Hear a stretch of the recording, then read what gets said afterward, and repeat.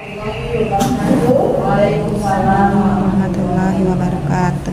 Alhamdulillah berangkatnya Muhammad saudara saudara Muhammad wa ala alihi sayyidina Muhammad. Kita hormat ketua komunitas belajar Sumatera Utara di Borneo yang kita hormati bersama Ibu Satriani dan siang ini serta ibu yang berbahagia. Kegiatan kita pada sore hari ini yaitu kita mendengarkan disertasi dengan tema budaya positif yang akan disampaikan oleh salah satu calon guru penggerak angkatan 10 yaitu Ibu Satriani.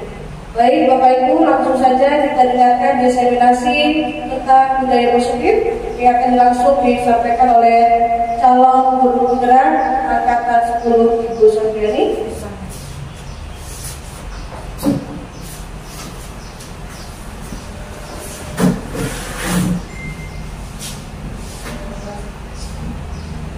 Assalamualaikum warahmatullahi wabarakatuh. Waalaikumsalam warahmatullahi wabarakatuh. Terima kasih atas kesempatan yang sudah diberikan kepada saya.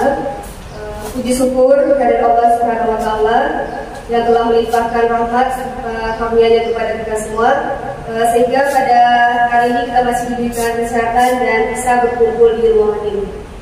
Salawat serta salam dan pula kita kirimkan kepada Nabi Sayyidina Muhammad SAW dengan mengucapkan Allahumma sholli ala Sayyidina Muhammad wa ala ali Sayyidina Muhammad.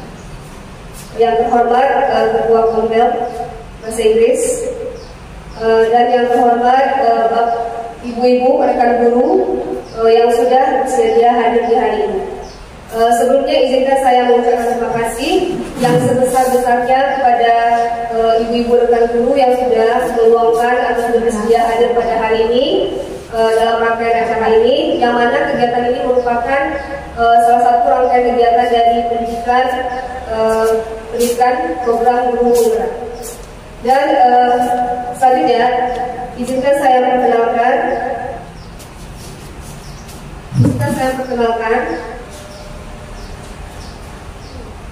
Sini.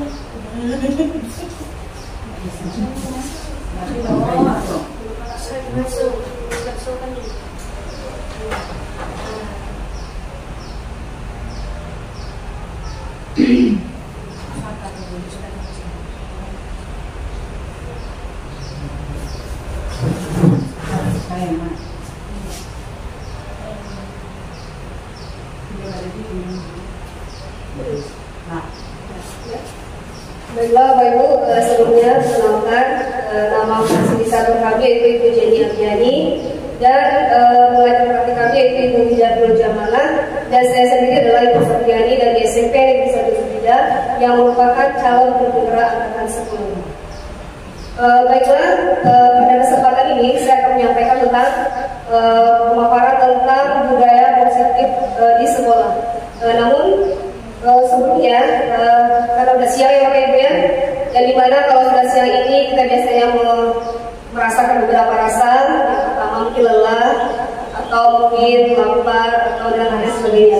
Dan untuk mengusir semua rasa yang tadi, saya akan berikan ice breaking terlebih dahulu agar Ibu lebih fokus dan lebih semangat lagi dalam melanjutkan kegiatan ini.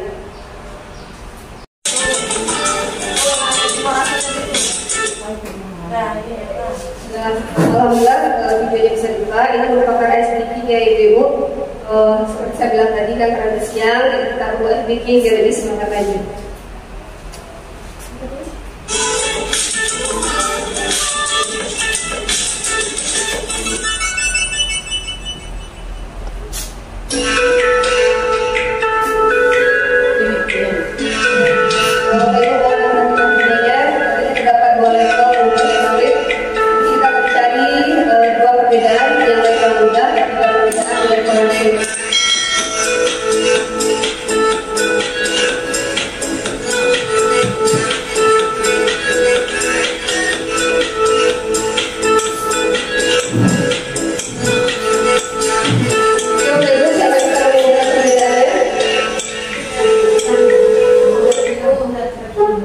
Yang mana Bapak Ibu perbedaannya?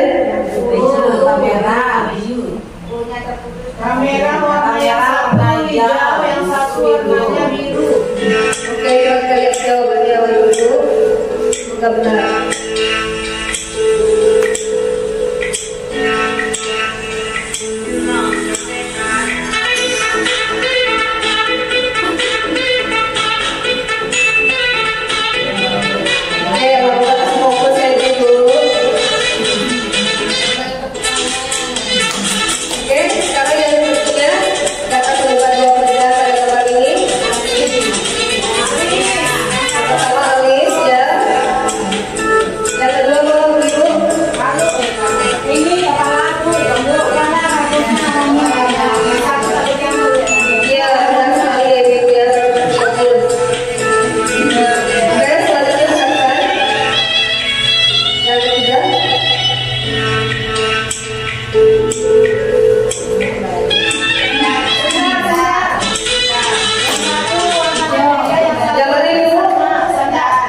Sendalnya satu lagi sangan.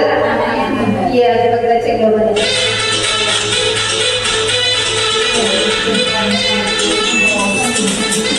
Oke, benar.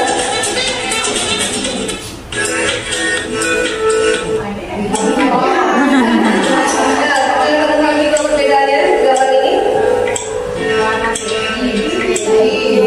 Ya, warna peci satu lagi. Kantong bajunya. Ya, kita lihat jawabannya.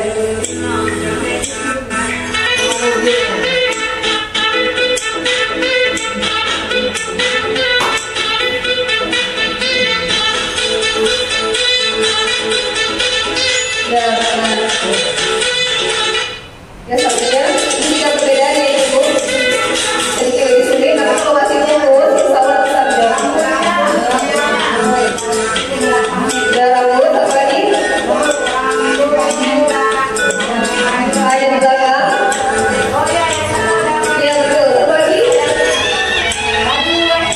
Apa satu lagi Ibu? Tiga ya? Iya. Satu lagi dari selanjutnya. Kita melihat ini. Oke, selanjutnya yang ketujuh.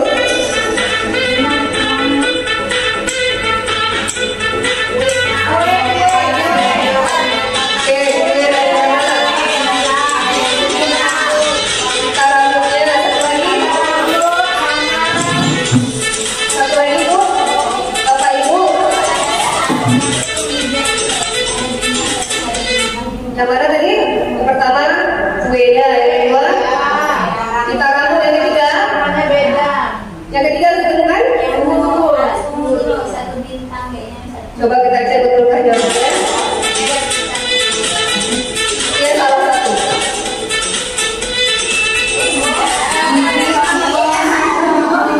Giginya ya Bapak Ibu, giginya. Kemudian delapan. Kakak perbedaan yang pertama.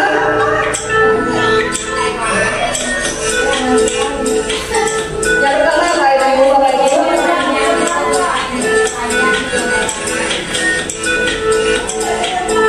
Yang ketemu. Coba yang pertama apa? Alas ninjanya, oke. Yang kedua, berbeda warna ya. Yang satu lagi. Ini hanya orang yang fokus yang bisa menjawab ini. Kalau bisa fokus, nggak bisa. Yang udah gak fokus lah. Coba satu lagi. Kursi. Lubang kursi. Sepertinya ada salah. Ada dua dari salah ya Bapak Ibu. Itu yang di atas. Yang satu ada garisnya, yang satu tidak ada. Ya, jadi perlu fokus Bapak Ibu. Oke, selanjutnya. Perbedaan yang pertama. Lampu. Oke, yang kedua. Yang kedua apa? Cementa. Satu lagi. Itu bunga kayaknya. Bunga ya? Coba kita lihat jawabannya.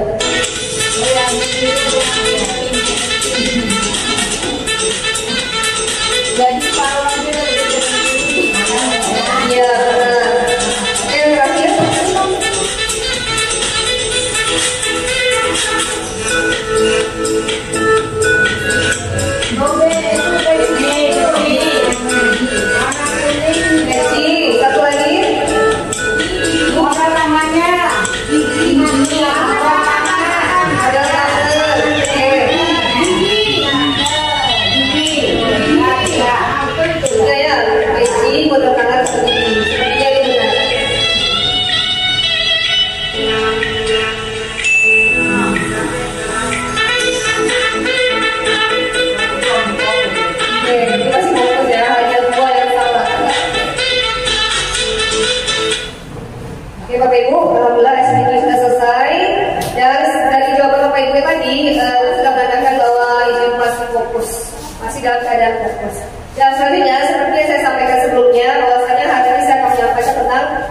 budaya positif. Apa itu budaya positif?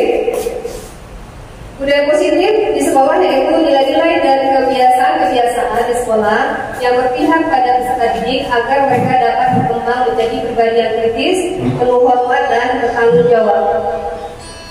Untuk membangun budaya positif, sekolah perlu menyediakan lingkungan yang positif, aman dan nyaman agar murid-murid mampu berpikir, bertindak dan mencipta dengan merdeka, mandiri dan bertanggung jawab. Ada 7 konsep utama modul budaya positif yang sudah kami pelajari pada modul 1 kehidupan ini. Yang pertama yaitu perubahan paradigma belajar. Yang kedua yaitu disiplin positif dan nilai-nilai kebajikan universal. Yang ketiga kebutuhan dasar manusia. Keempat motivasi perilaku manusia. Yang kelima posisi kontrol restitusi. Yang keenam keyakinan kelas dan yang ketujuh segitiga restitusi. Oke, yang pertama kita langsung masuk kepada poin pertama yaitu perubahan paradigma belajar. Pembelajaran dengan paradigma baru merupakan pembelajaran yang dirancang berdasarkan prinsip pembelajaran terdiferensiasi, sehingga para peserta didik belajar sesuai kebutuhannya berdasarkan tahap perkembangannya sesuai dengan teori psikologi modern untuk mewujudkan profil belajar Pancasila. Menurut Ki Hajar Dewantara, tujuan pendidikan itu adalah menuntun segala kodrat yang ada pada anak-anak agar mereka dapat mencapai keselamatan dan kebahagiaan yang setinggi-tingginya, baik sebagai manusia maupun sebagai anggota masyarakat. Oleh karena itu, pendidik hanya dapat menuntun tumbuh atau hidupnya kekuatan kodrat yang ada pada anak-anak agar dapat memperbaiki lakunya, bukan dasarnya hidup dan tumbuhnya kekuatan kodrat anak. Dan menurut Hajar Dewantara, dalam menuntun laku dan pertumbuhan kodrat anak, hanya mengibaratkan peran pendidik sebagai seorang petani atau tukang kebun. Anak-anak itu seperti biji tumbuhan yang disemai dan ditanam oleh petani di lahan yang telah disediakan. Anak-anak itu diibaratkan bagaikan biji jagung yang ditanam. Bila biji jagung ditempatkan di tanah yang subur dengan mendapatkan sinar matahari dan pengairan yang baik, maka meskipun biji jagung adalah bibit jagung yang kurang baik atau kurang berkualitas, dapat tumbuh dan baik karena perhatian atau perawatan dari petani. Sebaliknya, meskipun biji jagung itu adalah bibit yang berkualitas, namun tumbuh di lahan yang gersang dan tidak mendapatkan pengairan dan cahaya matahari serta tangan dingin dari petani, maka biji jagung itu mungkin tumbuh namun tidak optimal. Jadi ini bisa kita simpulkan bahwa betapa pentingnya peran kita sebagai seorang pendidik untuk menghasilkan anak-anak kita yang berkualitas, dan kita bisa menuntun mereka untuk mencapai kebahagiaan dan keselamatan dirinya baik sebagai manusia ataupun sebagai anggota masyarakat. Dan selama ini kita miskonsepsi tentang teori kontrol, yang mana kita memahami bahwa selama ini ilusi guru mengontrol murid, ilusi bahwa kritik dan membuat orang merasa bersalah dapat menguatkan karakter, ilusi bahwa semua penguatan positif efektif dan bermanfaat, dan ilusi bahwa orang dewasa memiliki hak untuk memaksa. Ini miskonsepsi kita selama ini. Dan perhatikan, karena adanya perubahan paradigma belajar, maka stimulan respon juga berubah menjadi teori kontrol, yang mana kita mencoba mengubah orang agar berpandangan sama dengan kita. Padahal kenyataannya sebenarnya kita berusaha memahami pandangan orang lain tentang dunia. Berikutnya, perilaku guru dilihat sebagai suatu kesalahan. Sebenarnya semua perilaku itu memiliki tujuan, dan orang lain bisa mengontrol saya. Hanya Anda yang bisa mengontrol diri Anda. Jadi sebenarnya saya bisa mengontrol orang lain, sebenarnya Anda tidak bisa mengontrol orang lain. Pemaksaan ada pada saat rujukan gagal, kolaborasi dan konsensus menciptakan pilihan baru. Model berpikir menang kalah, sebenarnya barunya model berpikir menang-menang. Ya, kita lagi kepada pembahasan yang kedua, yaitu tentang disiplin positif dan nilai kebajikan universal. Apa itu disiplin? Disiplin berasal dari kata disiplin, yang artinya belajar. Disiplin mengacu pada disiplin diri yang memiliki tanggung jawab terhadap apa yang dilakukan berdasarkan nilai-nilai yang diyakini.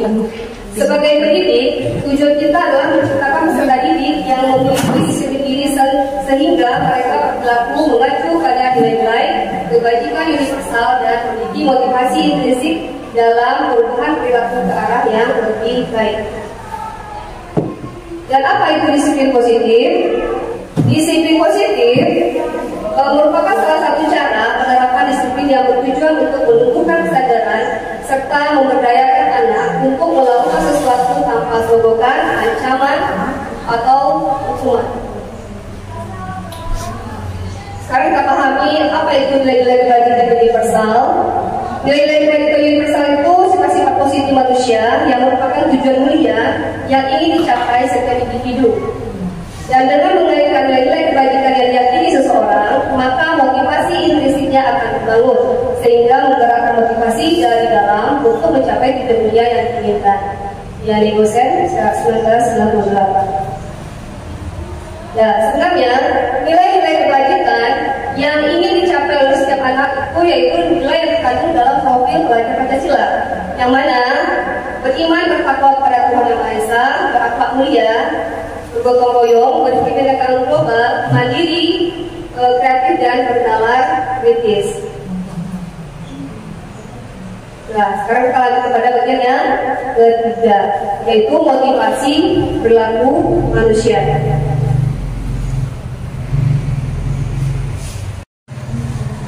Nah, apa itu motivasi?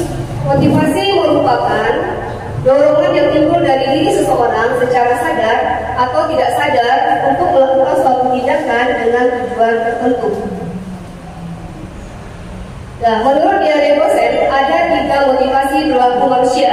Yang pertama, untuk menghindari ketidaknyamanan dan hukuman. Ini merupakan motivasi ekstrinsik, di mana murid melakukan disiplin diri karena dia takut dihukum. Dan yang kedua yaitu untuk mendapatkan imbalan atau penghargaan dari orang lain. Ini juga merupakan motivasi ekstrinsik, di mana murid melakukan disiplin diri karena dia ingin mendapat imbalan. Terus motivasi ketiga untuk menjadi orang yang mereka inginkan dan menghargai nilai diri sendiri dengan nilai yang mereka percaya. Ini juga merupakan motivasi. Ini adalah motivasi ekstrinsik yang datang dari dirinya sendiri. Nah, untuk memahami 3 motivasi tadi, maka perhatikan ini adalah untuk menghindari ketidaknyamanan hukuman. Yang pertama, ya Bapak Ibu, yang pertama ini adalah merupakan tingkat terendah dari motivasi perilaku manusia. Biasanya orang yang motivasi perilakunya untuk menghindari hukuman atau ketidaknyamanan akan bertanya, apa yang akan terjadi apabila saya tidak melakukannya? Sebenarnya mereka sedang menghindari permasalahan yang mungkin muncul dan pengaruh pada mereka secara fisik, psikologis maupun tidak terpenuhinya kebutuhan mereka. Bila mereka tidak melakukan tindakan tersebut.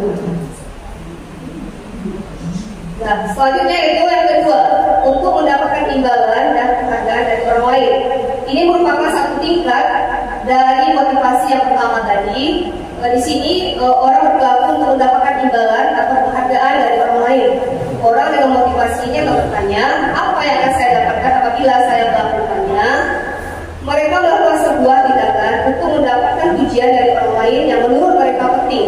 Dan mereka juga melakukan sesuatu untuk mendapatkan hadiah, pengakuan ataupun imbalan. Dan ini yang ketiga. Inilah yang merupakan motivasi intrinsik. Dan jadi tujuannya adalah menjadi orang yang mereka inginkan dan menghargai diri sendiri dengan nilai-nilai yang mereka percaya. Orang dengan motivasi ini akan bertanya, akan menjadi orang yang seperti apa bila saya melakukannya? Mereka melakukan sesuatu karena nilai-nilai yang mereka yakini dan hargai.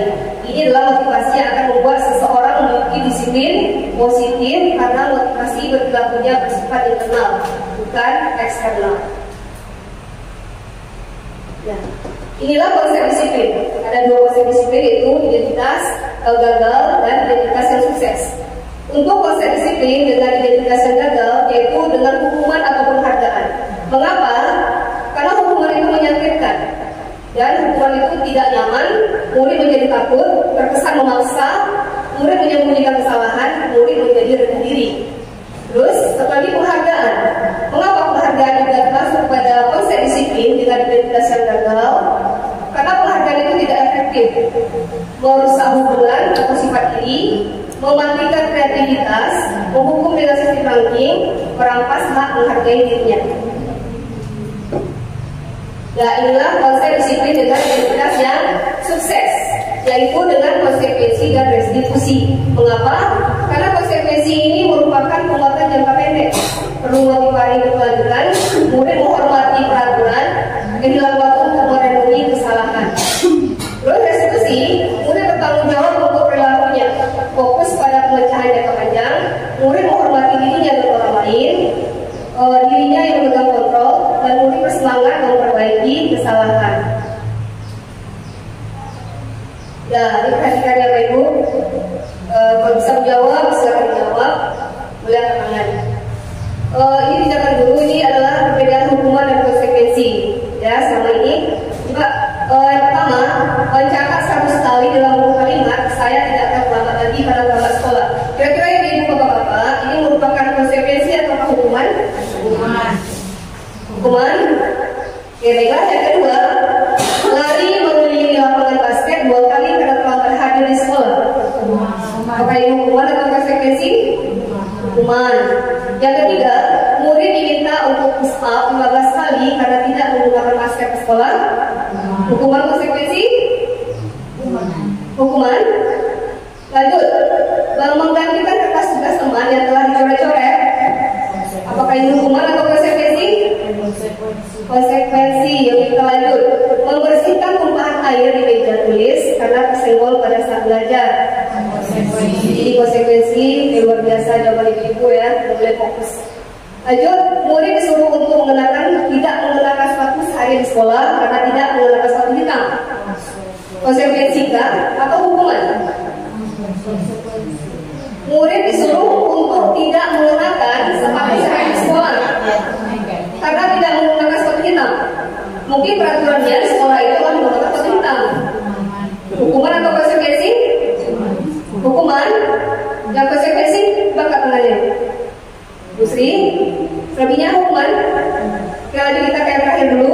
Lari mengelilingi lapangan basket 2 kali karena terlambat 10 menit untuk pelajaran PJOK. Konsekuensi atau hukuman? Hukuman. Hukuman atau konsekuensi? Apa yang konsekuensi? Hukuman? Oke. Nah, untuk benar atau salah jawaban kita tadi, mari kita perhatikan. Jadi itu ya Bapak Ibu. Jadi untuk yang hukuman ada 4, konsekuensi ada 3. Ya, jadi kalau lari mengelilingi lapangan tadi kan banyak, ada 2 jawaban ya, konsekuensi dan hukuman. Jadi lari mengelilingi lapangan basket 2 kali karena terlambat 10 menit untuk pelajaran PJOK, itu bisa kita katakan konsekuensi dari guru olahraganya. Nah, sekarang kita perhatikan. Tadi ada konsep disiplin dengan identitas yang sukses. Yang pertama yaitu apa tadi Pak Ibu? Konsep disiplin dengan identitas yang sukses. Kalau yang gagal, hukuman dan penghargaan. Kalau yang sukses, konsekuensi dan restitusi. Oke, apa itu restitusi? Restitusi adalah proses menciptakan kondisi bagi murid untuk memperbaiki kesalahan mereka sehingga mereka bisa kembali pada kelompok mereka dengan karakter yang lebih kuat. Restitusi juga merupakan proses kolaboratif yang mengajarkan murid untuk mencari solusi untuk masalah mereka dan membantu murid berpikir tentang orang seperti apa yang mereka ingin menjadi tujuan belia dan bagaimana mereka harus memperlakukan orang lain. Di dosen 2004.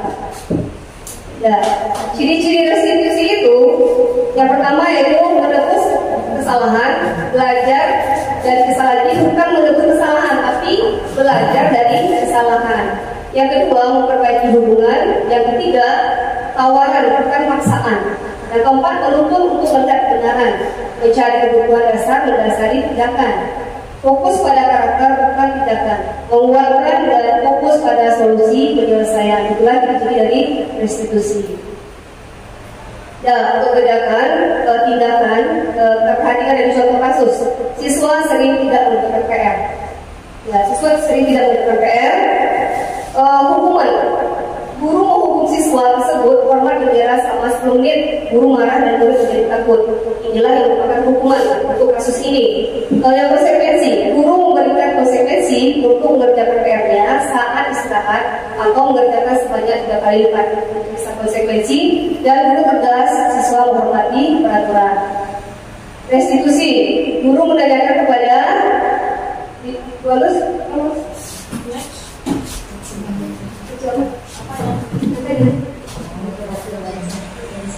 Kelas atau dirinya dan membantu siswa menyelesaikan masalahnya. Guru terbuka dan siswa menghormati dirinya dan orang lain. Bagus. Kebutuhan dasar. Nah, selanjutnya adalah kebutuhan dasar manusia. Apa itu kebutuhan dasar manusia? Kebutuhan dasar manusia adalah segala sesuatu yang kita lakukan untuk mendapatkan apa yang kita inginkan. Seluruh kegiatan yang akan kita lakukan memiliki tujuan tertentu dan semua usaha terbaik yang kita lakukan adalah dalam rangka agar kebutuhan dasar kita terpenuhi dengan baik. Ada 5 kebutuhan dasar manusia. Yang pertama itu bertahan hidup, yang kedua kasih sayang dan rasa diterima, yang ketiga itu penguasaan, yang keempat kebebasan, yang kelima adalah kesenangan. Ketika seorang murid melakukan suatu perbuatan yang bertentangan dengan nilai-nilai kewajiban atau melanggar peraturan, hal itu sebenarnya dikarenakan mereka gagal memenuhi kebutuhan dasar mereka. Untuk ini perhatikan, kita sering menemukan murid-murid kita kadang-kadang yang mengantuk, yang sering keluar izin pas kita belajar, dan masalah-masalah yang lain. Itu sebenarnya mereka sedang gagal memenuhi kebutuhan dasar manusia atau dasar mereka. Nah, itu bertahan hidup. Kebutuhan bertahan hidup adalah kebutuhan yang bersifat fisiologis. Untuk bertahan hidup, misalnya kesehatan, rumah, dan makanan. Kebutuhan biologis sebagai bagian dari proses reproduksi termasuk kebutuhan untuk bertahan hidup. Komponen psikologis pada kebutuhan ini meliputi kebutuhan akan perasaan aman. Yang kedua itu kasih sayang dan rasa diterima. Kebutuhan yang bersifat psikologis, kebutuhan untuk disayangi dan diterima meliputi kebutuhan akan hubungan untuk memberi dan menerima kasih sayang dan kebutuhan untuk merasa menjadi bagian dari suatu kelompok. Kebutuhan ini juga meliputi keinginan untuk tetap terhubung dengan orang lain, seperti tim, keluarga, pasangan hidup, teman kerja, ataupun binatang peliharaan, dan kelompok di mana mereka tergabung.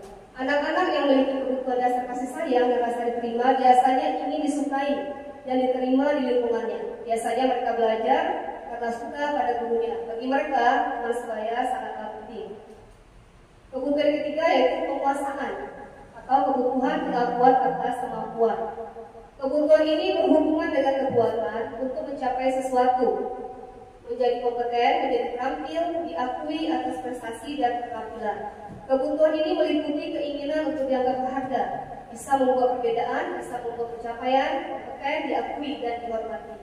Anak-anak yang memiliki kebutuhan dasar akan penguasaan yang tinggi biasanya selalu ingin menjadi pemimpin. Mereka juga suka mengamati sebelum mencoba hal baru dan merasa kecewa bila melakukan kesalahan. Mereka juga biasanya rapi dan sistematik dan selalu ingin mencapai yang terbaik. Selanjutnya adalah kebebasan, ya. Kebutuhan dasar manusia yang keempat yaitu kebebasan, yaitu kebutuhan akan pilihan. Kebutuhan ini adalah kebutuhan akan kemandirian, autonomi, memiliki pilihan dan mampu mengendalikan arah hidup seseorang. Anak-anak dengan kebutuhan kebebasan yang tinggi biasanya menginginkan pilihan. Mereka perlu banyak bergerak, suka mencoba-coba, tidak terlalu terpengaruh orang lain, dan senang mencoba hal baru dan menarik. Selanjutnya adalah kesenangan, kebutuhan untuk merasa senang. Kebutuhan akan kesenangan adalah kebutuhan untuk mencari kesenangan, bermain, dan tertawa. Anak-anak dengan kebutuhan dasar kesenangan yang tinggi biasanya ingin menikmati apa yang dilakukan. Mereka juga bisa berkonsentrasi tinggi saat mengerjakan hal yang disenangi. Mereka suka permainan dan suka mengoleksi barang dan suka bergurau. Dan selanjutnya kita akan bermain.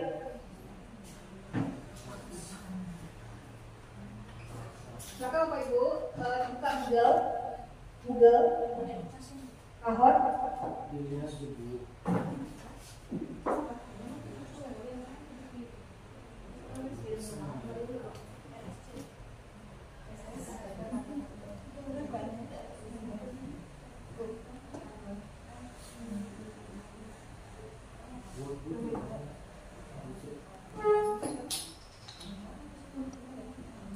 Kemudian Bapak Ibu silakan dibuka Google, cari permainan Kahoot. Kahoot. Ada Jangan saya kapan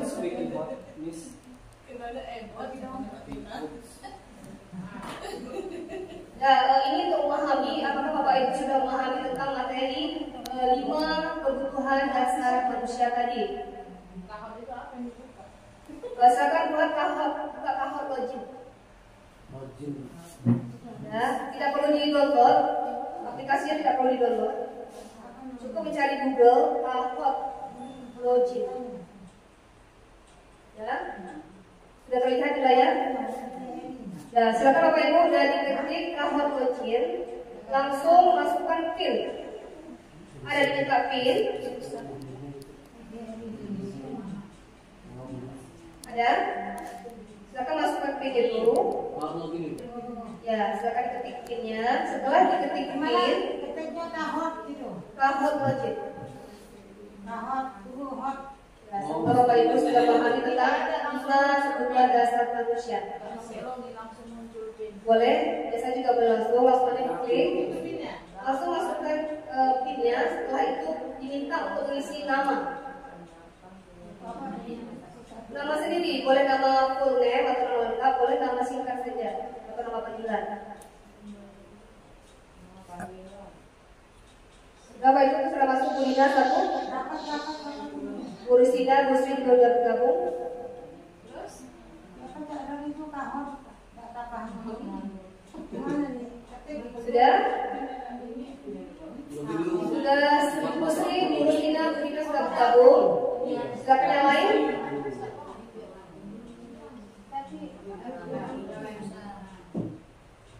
Biasanya tanpa apa bisa.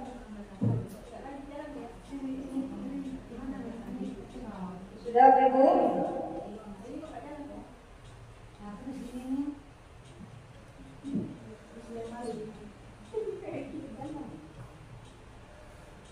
Sudah? Baru 3 orang mau bergabung. Yang lain bagaimana? Apakah ada kesulitan?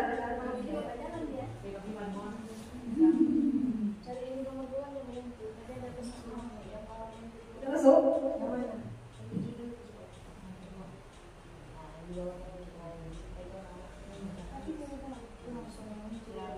Bu Sri, Bu Rusina, Bu Lina masih 3 orang.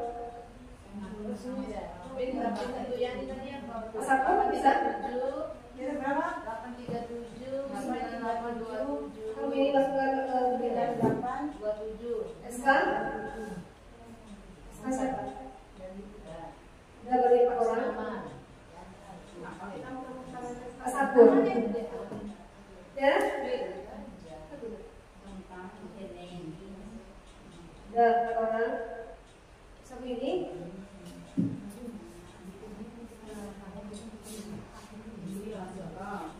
Ya, jalan gimana?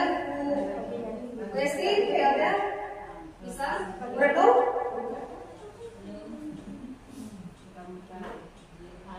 Ya, baiklah sudah berapa orang? 1, 2, 3, 4, 5, 6, 7, 8. Lanjut saja ya Bapak Ibu.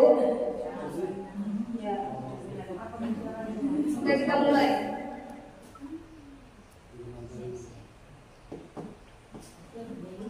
Ini nilainya langsung muncul gitu Bu? Ya, nanti muncul. Kalau sudah memahami materinya, namanya kita nomor 1.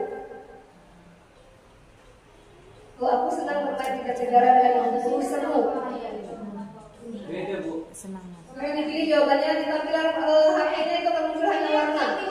Iya, dia hanya muncul warna. Kuning. Semangat. Silakan untuk menjawab, kita pakai waktu. Ada 4 orang yang benar. Udah Bu. Ya, karena dia pakai waktu ya Bapak Ibu. Dia pakai waktu jadi cepat. Ayo. Soal yang benar juga cepat. Lanjut yang kedua, soal yang kedua soal yang kelima. Banyak cepat. Karena 5 kebutuhan dasar manusia. Ibu kejar aku karena ibu guru sayang aku. Kira-kira kebutuhan dasar yang mana ini? Biru. Siapa yang jawab? Kedua. Alhamdulillah ada 9 orang. Di podium. Oke, selanjutnya.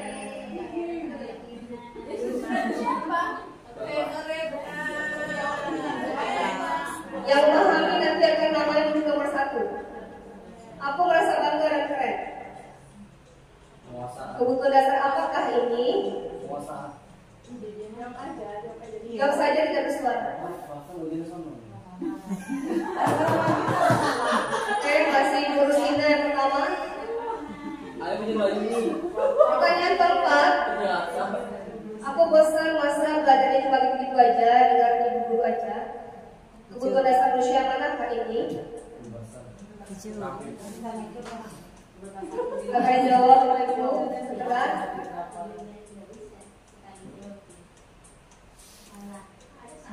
Mereka siapa yang benar? Ya, jawaban kita adalah bahasa ya. Ada 6 orang yang menjawab. Yes. Akhirnya guys. Oke, yang terakhir, pertanyaan terakhir. Saya lapar tuh, orang tua saya tidak mau kamu tahu makan siang. Bisa dulu tak gini aja lah ya. Kebutuhan apakah ini? Tentang hidup. salah.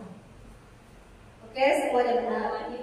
Ya, kira-kira siapa yang paling atas yang memahami materi tentang 5 kebutuhan dasar manusia? Bisa dilihat Bu Helda juara 3, yang kedua Bu Sina, yang pertama yaitu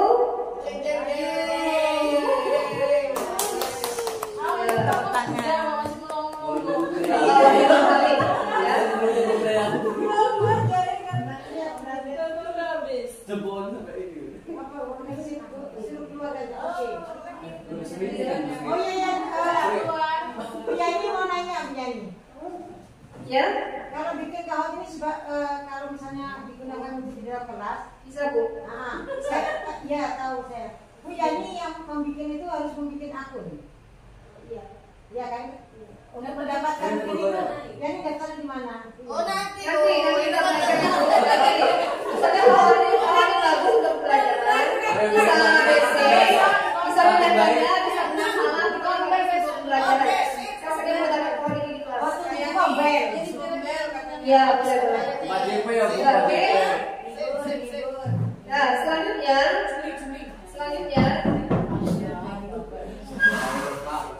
ya, materi kita selanjutnya adalah tentang posisi kontrol restitusi. Next, bagus.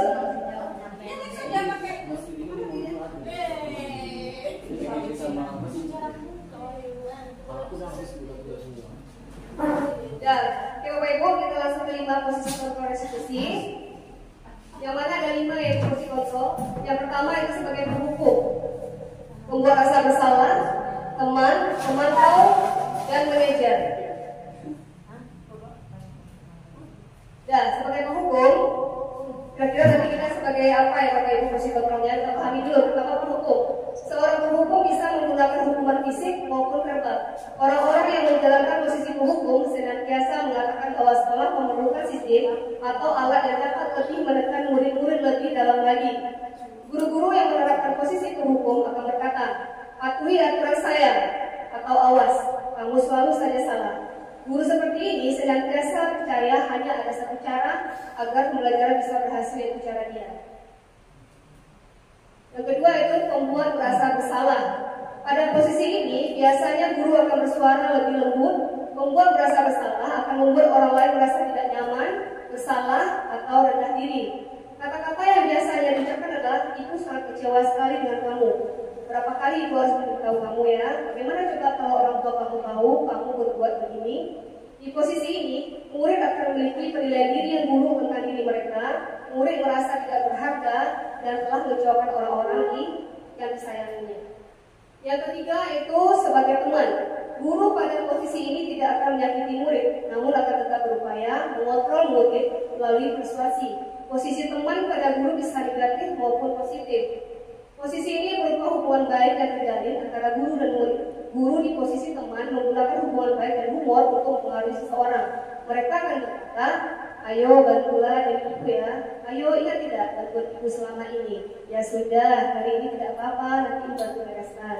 Hal negatif dari posisi teman adalah bila suatu saat guru tersebut tidak membantu, maka murid akan kecewa dan berkata, saya pikir ibu teman saya. Murid merasa dikecewakan dan tidak mau lagi berusaha. Hal lain yang mungkin timbul adalah murid hanya akan berpindah untuk guru tertentu dan tidak untuk guru lainnya. Murid akan bergantung pada guru tersebut. Selanjutnya itu sebagai pemantau. Pemantau berarti mengawasi. Pada saat kita mengawasi, kita bertanggung jawab atas perilaku orang-orang yang kita awasi. Posisi pemantau berdasarkan pada peraturan-peraturan dan konsekuensi. Pertanyaan yang diajukan seseorang pemantau adalah peraturannya apa? Apa yang telah kamu lakukan? Konsekuensinya apa? Seorang pemantau sangat mengandalkan perhitungan catatan data yang dapat digunakan sebagai bukti atas perilaku seseorang. Posisi pemantau sendiri berawal dari teori stimulus respon yang menunjukkan tanggung jawab guru dalam mengontrol murid. Yang terakhir itu manajer, sebagai manajer. Posisi ini adalah posisi mentor di mana guru berbuat sesuatu bersama dengan murid. Pada posisi ini, guru mempersilahkan murid mempertanggungjawabkan perilakunya, mendukung murid agar dapat menemukan solusi atas masalahnya sendiri. Seorang manajer telah memiliki keterampilan di posisi teman maupun pemantau. Guru pada posisi manajer ini akan berkata, kira-kira bagaimana kamu akan berbagi masalah ini? Kira-kira Bapak Ibu, coba kita tanya diri kita, apakah posisi kontrol kita sebagai seorang guru? Apakah pertama, kedua, ketiga, keempat, dan kelima? Mungkin selama ini ya, kesalahan kita selalu menggunakan posisi sebagai penghukum. Ya, termasuk saya juga sendiri selama ini sebagai penghukum. Tidak dipungkiri ya Bapak Ibu. Namun selama saya menjalani program pendidikan program guru penggerak ini, saya sudah menyadari kesalahan saya itu dan saya mulai merangkak dan merubah minimal sebagai teman, harus sebagai teman. Dan semoga kedepannya kita semua bisa menjadi manajer sehingga kita bisa menerapkan disiplin positif di sekolah kita. Posisi kontrol. Nampak Bapak Ibu? Nampak?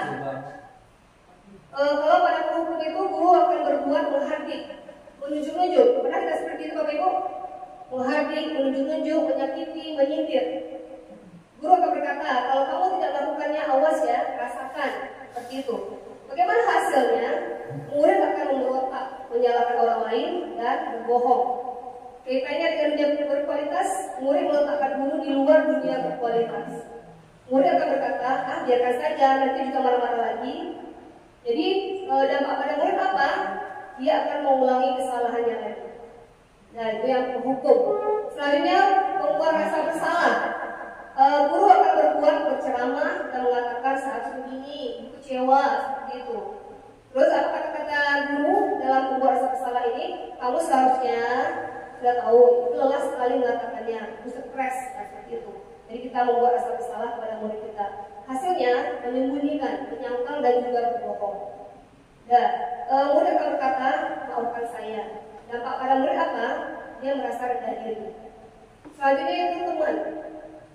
Guru akan berbuat dia akan membuat alasan-alasan untuk muridnya. Guru akan berkata, ayolah lakukan ini ibu, masa kamu tidak mau? Tidak, ibu pernah bantu. Bagaimana hasilnya tadi? Murid akan menjadi ketergantungan dan hanya pada itu saja. Dan murid akan berkata, saya pikir ibu teman saya, ternyata begitu. Jadi apa dampak pada murid? Lemah, tidak mandiri dan tergantung kepada gurunya. Sebagai pemantau, guru akan berbuat menghitung dan mengukur. Apa kata-kata pada guru pemantau, apa peraturannya atau apa konsekuensinya. Hasilnya adalah menyesuaikan diri bila diawasi. Jadi dia akan menyesuaikan diri bila diawasi saja. Kalau tidak diawasi dia tidak akan menyesuaikan dirinya betul. Terus bagaimana kata-kata murid? Berapa banyak bintang yang saya harus peroleh? Berapa halaman yang harus saya tulis? Dampak pada murid menitik beratkan pada sanksi atau hadiah untuk dirinya. Berarti dia hanya mendapatkan imbalan. Terakhir adalah manajer. Manajer ini guru akan berbuat mengajukan pertanyaan-pertanyaan. Apa kata-kata guru sebagai manajer? Apa yang kita yakini? Apa yang bisa kamu kerjakan untuk memperbaiki masalah ini? Hasilnya bagaimana? Menguatkan pribadi. Murid akan berkata, bagaimana caranya saya bisa memperbaiki keadaan. Dampak pada murid, mengevaluasi diri, bagaimana cara memperbaiki diri. Jadi memang bagusnya sebagai manajer. Sebagai saran, sebenarnya kita mengambil posisi sebagai manajer.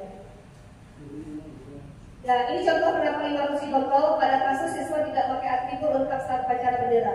Seorang guru hukum akan berkata, patuhi antara sekolah lalu berdiri di depan barisan. Ini pernah kita lakukan Bapak Ibu? Nah, berarti kita masih sebagai penghukum. Berapa kali Bu Guru harus beritahu kamu, guru kecewa sama kamu, membuat rasa bersalah, juga pernah ke daerah Ibu. Sebagai teman, ayolah yang buat Bu Guru bangga. Kali ini tidak apa-apa, kamu salah. Sebagai pemantau, guru sebagai pemantau akan berkata, kamu sudah melanggar apa peraturan dan konsekuensinya. Sebagai pelajar, guru akan berkata, apa kamu tahu kesalahanmu? Kira-kira bagaimana kamu akan memperbaiki kesalahan ini? Di murid, kalau kita dalam posisi manajer, murid akan berpikir secara pribadi sendiri untuk memperbaiki dirinya. Ya, sekarang perhatikan ini Bapak Ibu, saya kecewa sekali dengan kamu. Posisi kontrol apa Bu? Apa tadi Bapak Ibu? Saya kecewa sekali dengan kamu. Posisi kontrol apa kamu? Membuat rasa bersalah, jawaban yang luar biasa. Selanjutnya, ayolah lakukan yang Ibu. Ini sebagai oke, kita masuk bahasa biasa dan sudah paham. Ya, ini kasus ya Bapak Ibu, sangat panjang kasusnya. Boleh baca lagi Bapak Ibu? Dibaca namanya itu. Ya, boleh dibaca, silakan baca. Nanti ada pertanyaan. Nanti ada pertanyaan tentang kasus ini.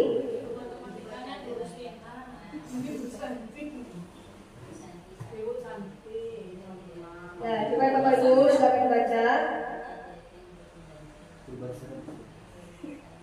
Mohon dipahami kata-katanya agar Bapak Ibu bisa menentukan posisi kontrol apa yang akan digunakan oleh guru tersebut dalam menangani Vivi dan Natali.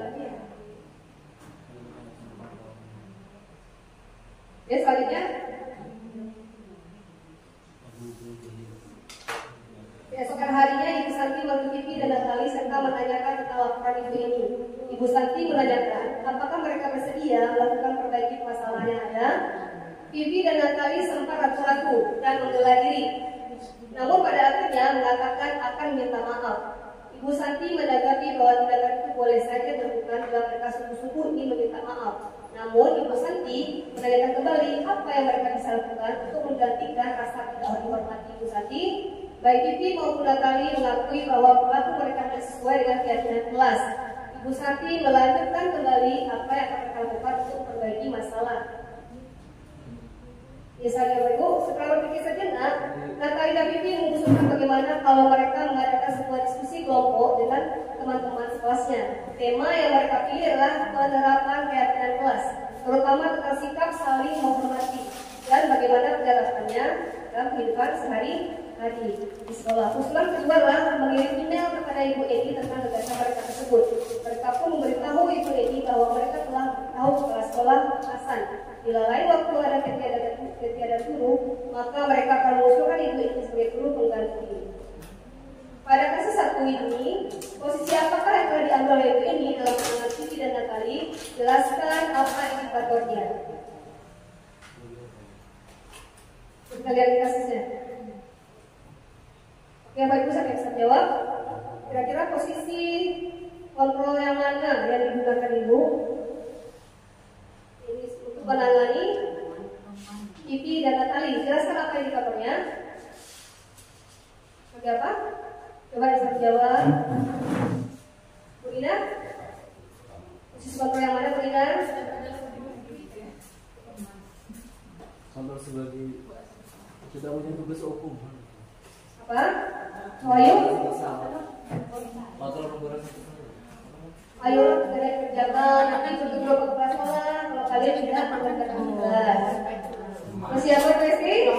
Iya teman. Jadi ayolah seperti itu kan teman, ya. Apa indikatornya? Saya jelaskan. Dari mana Ibu mengatakan itu teman? Apa kira-kira indikatornya? Dari kata-kata, ayolah tugasnya dikerjakan. Nanti Ibu dituduh ke kepala sekolah kalau kalian tidak kerjakan tugas. Kalau tentu Ibu ya betul, sangat luar biasa. Oke, kasus kedua. Akan dibaca apa Ibu?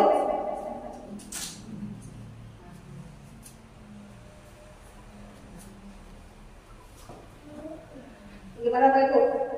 Pak Lukman. Sini bisa sambil ya. hukum. Ya, posisi apa yang diambil oleh Pak Lukman untuk Sabrina ini? Hukuman, ya betul. Rizkiwati, sangat luar biasa jawabannya. Terima kasih. Oke, kita lanjut kepada keyakinan kelas. Nah, mengapa keyakinan kelas? Mengapa bukan peraturan kelas?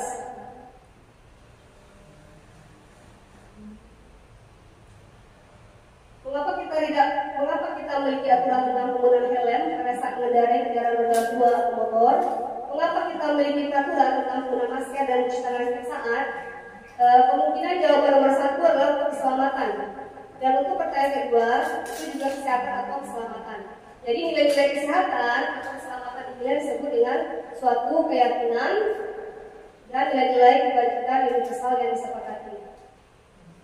Nah, bagaimana cara pembentukan keyakinan kelas? Nah, ini caranya Bapak Ibu. Yang pertama, keyakinan kelas itu bersifat lebih abstrak daripada peraturan.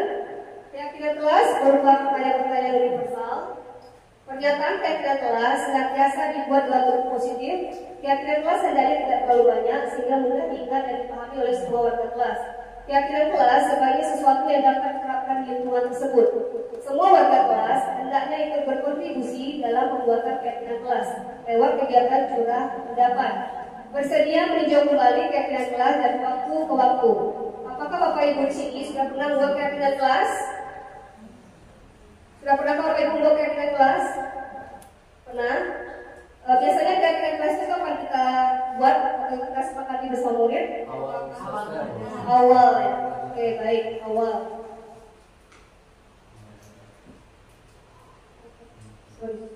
Langkah-langkah membuat keyakinan kelas. Yang pertama itu menulis semua keyakinan yang diinginkan. Ini kita minta anak-anak kita menulis ke depan, mungkin bisa dengan kertas plano dan sticky note ya, dan ditempel di kertas plano. Yang kedua itu mengulas dan memilah keyakinan yang krusial. Maksudnya itu memilih keyakinan yang sesuai. Yang ketiga, mengambil nilai-nilai kebajikan. Nilai kebajikan itu mandiri atau sopan santun dan lain sebagainya. Yang keempat itu mengubah keyakinan menjadi kalimat positif. Mungkin anak-anak kita itu membuat keyakinan kelasnya tidak boleh bicara kasar, seperti itu. Namun kita akan membuat atau menjadikan kalimat tersebut menjadi kalimat positif, yang lebih mudah dipahami oleh murid-murid kita. Contoh yang tadi dikatakan tidak boleh bicara kasar, bisa kita jadikan kalimat positif, berbicara sopan dan santun. Seperti itu kita ubah menjadi kalimat positif. Melihat kembali dan menyepakati keyakinan kelas. Setelah kita ubah menjadi kalimat positif, maka kita akan menyepakati keyakinan kelas yang sudah kita buat bersama dengan murid. Jadi contohnya Pak Ibu, kegiatan membuat keyakinan kelas. Nah, ini contoh keyakinan kelas 7B. Saya sendiri disiplin dan tepat waktu, menjaga kebersihan kelas, berbicara yang sopan, angkat tangan sebelum bicara dan saling menghargai. Sekarang ada timbul pertanyaan, apa perbedaan keyakinan kelas dengan peraturan kelas? Kenapa Bu perbedaannya? Kalau keyakinan kita yakini yang kita jalankan, peraturan itu kan bisa dilarang, dilanggar. Oke, yang lain ada? Pak Wahyu?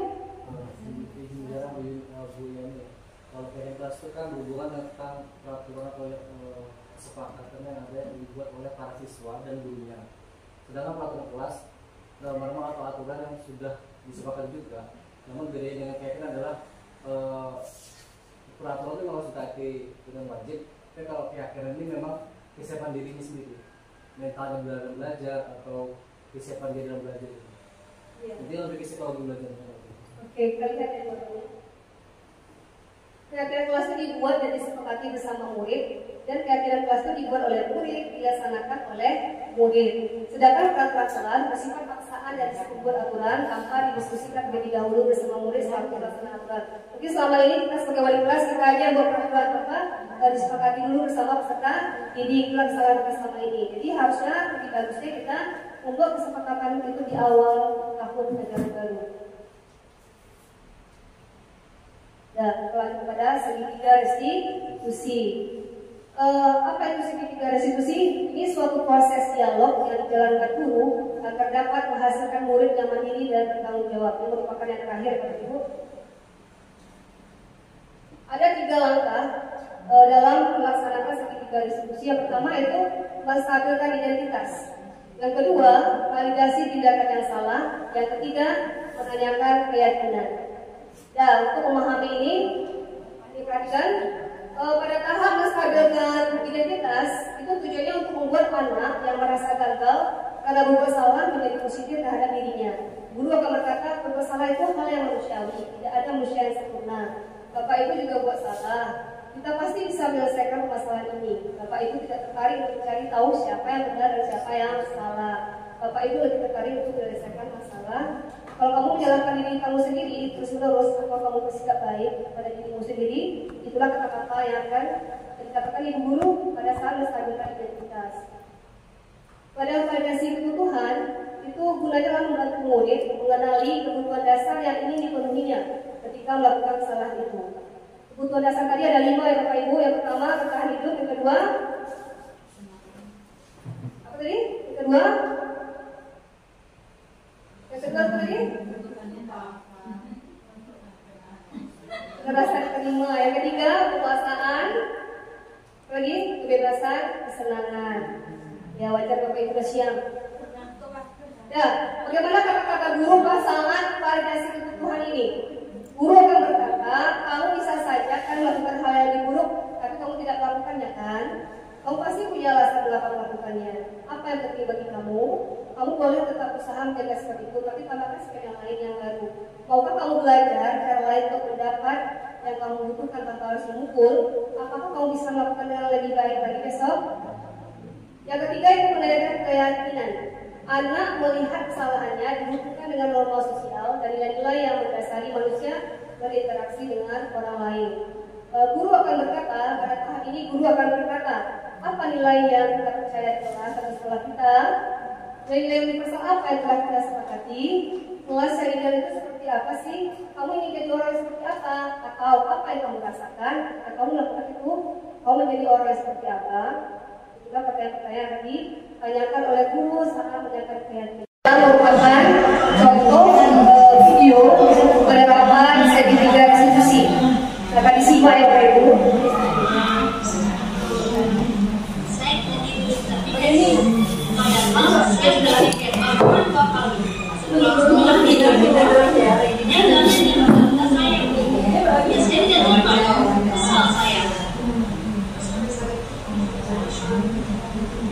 Saya langsung balik minta-minta juga Bu, tak terima saya.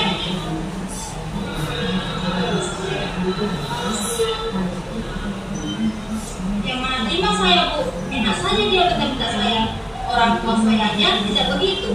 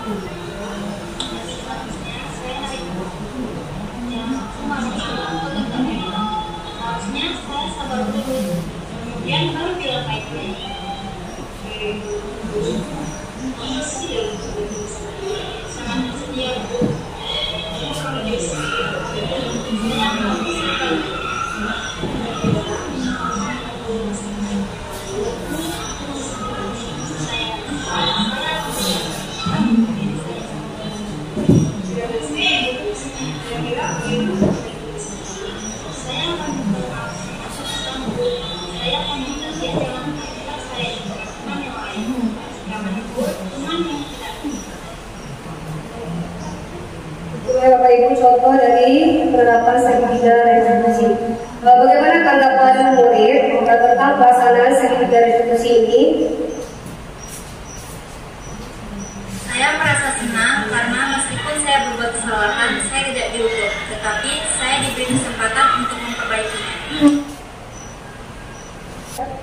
Sebenarnya ini contoh penerapan restitusi.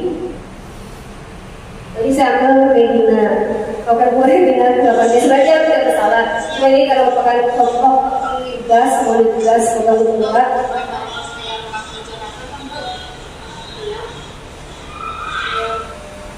Ya, ketika kita melaksanakan sesi kedua restitusi, inilah tanggapan murid. Tetapi saya diberi kesempatan untuk memperbaikinya. Saya merasa senang karena meskipun saya berbuat kesalahan, saya tidak dihukum, tetapi saya diberi kesempatan untuk memperbaikinya. Ya, itu contohnya Bapak Ibu dan tanggapan dari muridnya.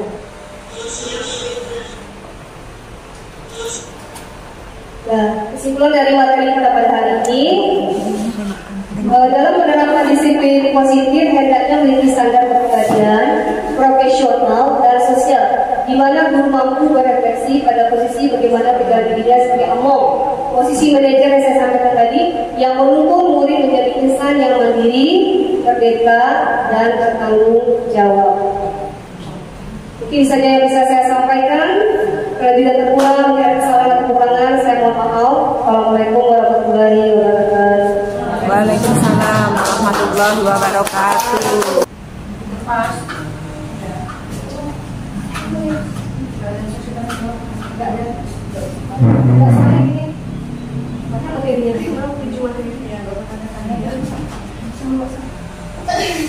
Alhamdulillahirrahmanirrahim. Terima kasih kepada Ibu Safiani yang telah beri kami ilmu baru, budaya positif, bahkan ada restitusi, keyakinan kelas dan lain sebagainya. Semoga yang Ibu paparkan bisa kami terapkan sebagai guru, peran kita sebagai guru di kegiatan kita sehari-hari. Baik Bapak dan Ibu, kami juga mewakili Ibu Safiani mengucapkan terima kasih banyak atas kehadirannya. Terima kasih atas keringanan langkahnya dan keluarkan waktunya, sehingga siang ini masih memberikan waktu untuk berkumpul di sini. Padahal sudah siang ya Bapak dan Ibu. Yakin saja Bapak dan Ibu, saat ini memang berjani sedang membutuhkan kita. Suatu hari nanti kita akan membutuhkan, entah itu membutuhkan berjani, entah membutuhkan siapapun. Dan di saat kita membutuhkan seseorang itu, tentu kita inginkan orang itu hadir atau ada bersama kita. Maka dari itu kami ucapkan terima kasih, dan sebagai bonusnya nanti Bapak Ibu akan dikirim link oleh Ibu Safiani. Silakan isi, akan kami berikan sertifikat melalui komunitas belajar Abu Yani yaitu Smart English.